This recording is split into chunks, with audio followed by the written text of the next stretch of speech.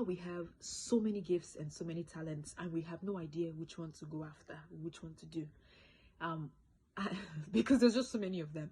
But here's one way you can determine what it is that you're supposed to be doing. I mean, there's so many books out there that will tell you, go after your purpose. Your purpose is this, you know. When I was starting out, I wanted to be many things. I wanted to be a writer. I wanted to be a dancer. Recently, I just realized that I could have just been a track star. I could have been a runner too.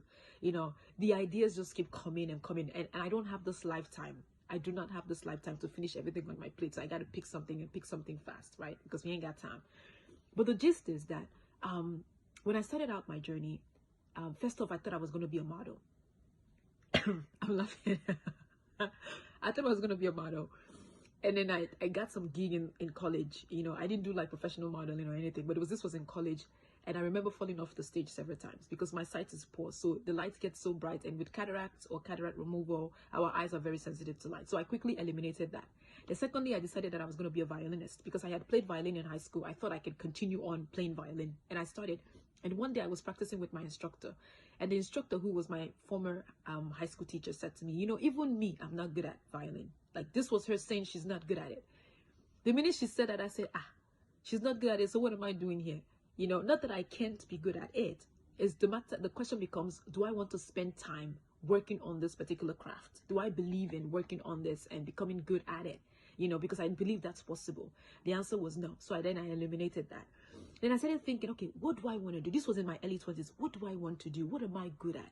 What comes so easy for me? What you wake me up in the morning and you say, Matia, do this, I will do it. And you know what that is? Speaking. My mouth. My mouth is so big, and it physically, but also it just says a lot, you know.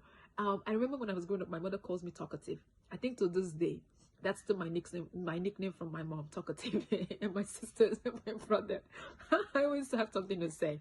So I began to look at it from that angle. Talking is something that comes so easy for me. Then how can I use this as a gift? How can I use this as a gift? Because life gives us many gifts, right? It is our goal or our way to say thank you to life. Our way to say thank you to life is using that gift to bless other people, right? And so I began by creating a channel and begin to cover stories. And I'm a storyteller, and I love storytelling. Love it, love it. And that was what I started to do.